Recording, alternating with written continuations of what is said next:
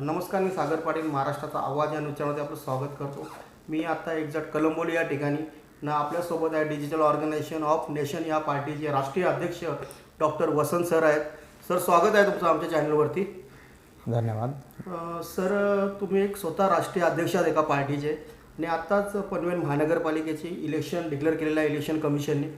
या संदर्भात तुमची सर्वप्रथम प्रतिक्रिया काय आहे? आता बऱ्याच दिवसानंतर महाराष्ट्रातील ज्या पालिकेच्या निवडणुका थांबलेल्या होत्या त्यांचा टाईम टेबल आणि नोटिफिकेशन आता जाहीर झालेले आहे. तर महाराष्ट्रातील बाकी महानगरपालिकेसोबतच पनवेल महानगरपालिकेची सुद्धा निवडणूक जाहीर झालेली आहे. तर पनवेल महानगरपालिकेतील ज्या काही संपूर्णपणे 78 जागा आहे ते आपल्या डिजिटल ऑर्गनायझेशन ऑफ नेशन या पक्षाकडून संपूर्णपणे लढवण्याचा आपण निर्धार केलेला आहे.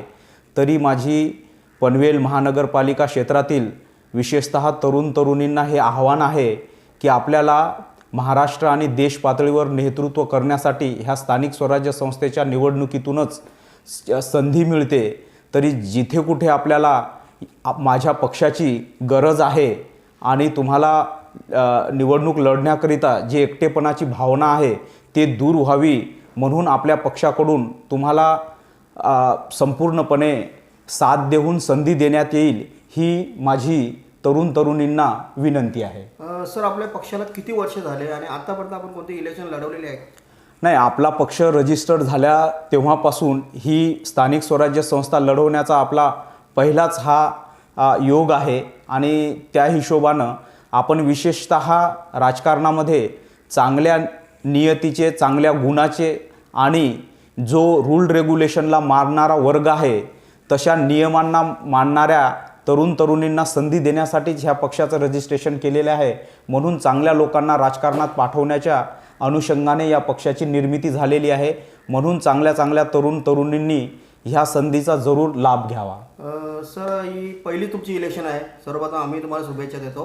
आणि सर, आपण स्वतः डॉक्टर आहात, एज्युकेट आहात सर, आणि राष्ट्रीय अध्यक्ष आहात. काय वाटतं तुम्हाला? काय सांगाल तुम्ही तरुणांना आणि तरुणींना? आता आपण उल्लेख केला की त्यांनी करिअर किंवा फ्युचरसाठी किंवा येऊन लोकांचे प्रश्न, समाजाचे प्रश्न, काही समस्या आहेत त्या पुढे आले पाहिजेत आणि सोडवण्याचा प्रयत्न केला पाहिजे.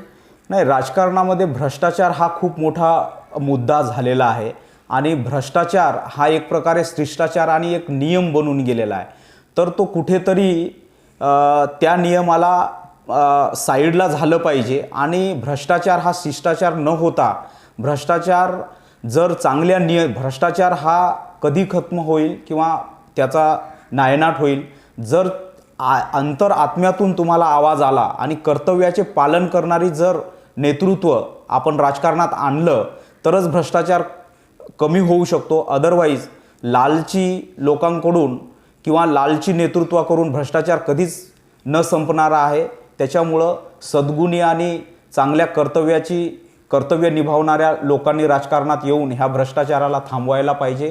म्हणून अशा लोकांना संधी देण्यासाठी आपण ह्या पक्षाचा निर्माण केलेला आहे. सर, 77 जागा आहेत नगरसेवकसाठी. 78 आहे. 78. तर पूर्णच्या पूर्ण लढवण्याचा निर्णय केला? हो. आपण जर आपल्याला तसे चांगले, जसं मी म्हटलं की तसे गुणी नेतृत्व जेवढे पण भेटतील आणि आपल्याला जे लोक अप्रोच करतील आता 30 तारखेपर्यंत, तर त्या लोकांना आपण संधी देण्याचा निर्णय घेतलेला आहे. नक्कीच आपल्यासोबत आहे डॉक्टर राठोड सर होते, ते स्वतः राष्ट्रीय अध्यक्ष आहेत. त्यांनी छान माहिती दिली. सर, तुम्हाला आम्ही शुभेच्छा देतो. तुमच्या पक्षालाही आम्ही शुभेच्छा देतो की तुम्ही पहिल्यांदा राजकारणामध्ये एंट्री मारताय आणि लढवताय.